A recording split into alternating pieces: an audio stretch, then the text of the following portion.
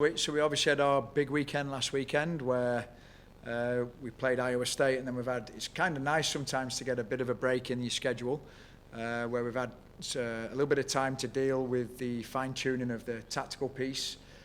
We had a lot of games during pre-season where we didn't really get time to dive into the coaching, and it was just game after game, so it's more recovery.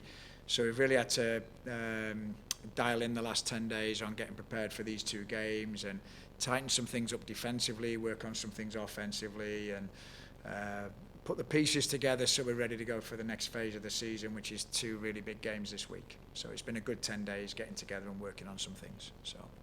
Open it up to questions here. How do you keep the team dialed in after such an exciting start to the season? You get that win in Ames, and then there's the 10-day dead period. How do you keep the energy or try to manage that? Yeah, we try and keep it competitive at training. So, everything we do is for points. So we're trying to keep, the scrimmages. We have played a couple of games, so we wanted to kind of keep the match fitness up. Last Friday we had a really big session overload, but it was more 11v11 based, and so we got the kind of feel for a game in the middle of that week. Talked a little bit about this is that time of year where players are knocking on the door asking about playing time, and so it was a good week for us to be able to give some feedback to players on what they need to do. So, when you're talking about those little things, the players know they have to be competing every single day anyway to get into the team for this week. So that freshens things up a little bit for us and keeps them competitive. So, and then just putting them into situations. Players love to play. So we've done a lot of playing over the last 10 days, as well as dialing in on some small little details. We've done a lot of playing, and then we get my two assistant coaches involved, and they coach one team and the other one coaches the other, and they wind the players up a little bit and get after it, so it's competitive. They keep finding ways to keep them competitive at training, so it's been good. Yesterday was a little bit of offense versus defense, and Coach Scott came out on top and Coach Toby lost, so there was a little bit of disappointment from the forwards, but it was really competitive, which was good. And then Toby had to pay for the golf yesterday as a result, so it was good. I think you might have talked about it a little bit last week. What have you tried to tell the team about Western Michigan from your experience? Yeah, so what people don't understand, it's very easy this week because we've got Nebraska to take your eye off the ball on Thursday, and I'll tell you right now, Western Michigan's going to be just as effective as Nebraska. Western Michigan's going to be probably a top 75 RPI team this year, so this is a game that could potentially have NCAA tournament ramifications on it. So this game on Thursday is going to be just as big of a game as Sunday against Nebraska. Western Michigan's a conference champion. They're very gritty, they're very physical. We know exactly what we're going to see from them. They're a really good team, they're really well coached, they're really organised, and they're horrible to play against. So we've got to be ready for that, and we've been trying to prepare the team for that this week with the way we train in, the way we compete in. So they're going to see a different side on Thursday, because we're trying to say to them, you want to take 3-4 touches on the ball, you're not going to get time to do that. So this game is really important. We have to focus purely on Thursday right now, and then once we've got Thursday, that game taken care of, then we can really start thinking about Nebraska. But they cannot afford, no one can afford to take their eye off the ball, because Western Michigan's a really, really good team. This is the last time we're going to talk to you, at least in this setting, before you head to Lincoln. So what kind of a test will that offer your team? And you're playing against a team that advanced to the Elite Eight last year. Yeah, it's going to be a really big test. Western Michigan, first of all, is going to be a big test, but then Nebraska's going to be a very good test. They went to the Final Eight. There's a lot of rivalry with this game. Like, I've only been here since January properly, and I know there's a lot of rivalry between Creighton and Nebraska. I know everybody at Creighton always wants to see us knock off Nebraska, and Nebraska's the big dog in town, and they want to stay on top. So this is going to be a really, really good opportunity for us. I look at it as an opportunity for us to get closer to where they've been.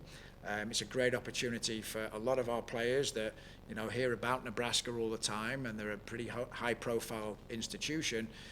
There should be a lot of grit for us to want to go in there and hopefully try and knock them off. It's a rivalry game. It's a one-off. So, they may have a few more pieces right now, but it's a one-off game. And if we come to play and you come to compete, anything can happen. So we're going to be training ready to go. And I feel like some of our players all they hear about is a lot of Nebraska stuff. So especially on the soccer side the last few years. So I'm hoping our girls take a little bit of that personal and coming out and try and it'd be great to knock them off on Sunday. But they're going to be a really good team.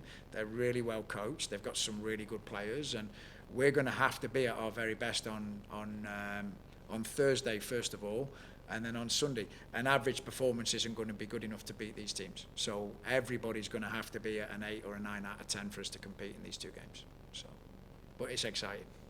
Looking forward to it. What have you learned from the players and the fans? You mentioned you've just gotten here and you're realizing like this is a big deal. Yeah, I mean, just yesterday, our rowing coach, Mr. Chips, and I saw him at the end of practice. He said, it's Nebraska this week. He said, we've got to beat them, right? And it's just, so everybody knows there's that rivalry. People in town, I know there's a lot of Creighton fans, especially in Omaha, that want to see Creighton do well. And it's amazing to see so much pride in the institution. That was one of the things that drew me into the position here. Even the little kids at camp in the summer coming here, there's a lot of Creighton fans. But yeah, that rivalry, I love it. I grew up on that in England.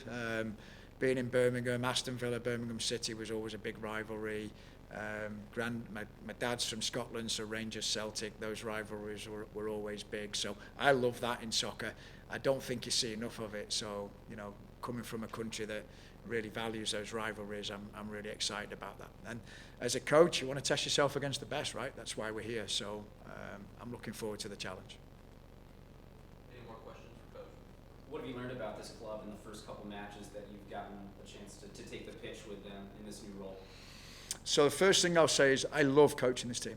Are they fully polished in every aspect? Absolutely not.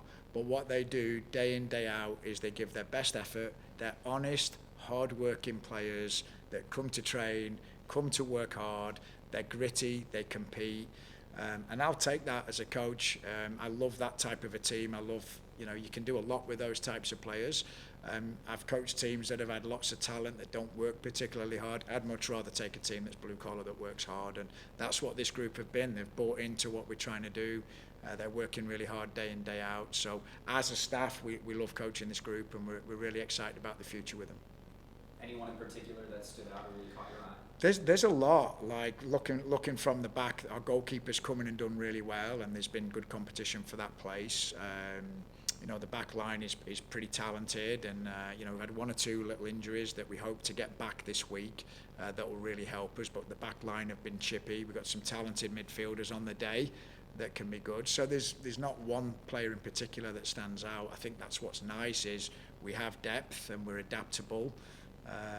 So yeah, that's what's nice about this group. There isn't just one superstar player. There's a lot of good kids that are working really, really hard. So.